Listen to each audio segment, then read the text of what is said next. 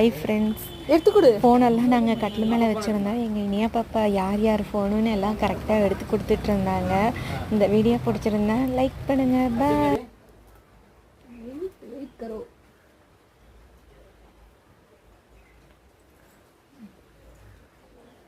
Kamakshi எவ்வாது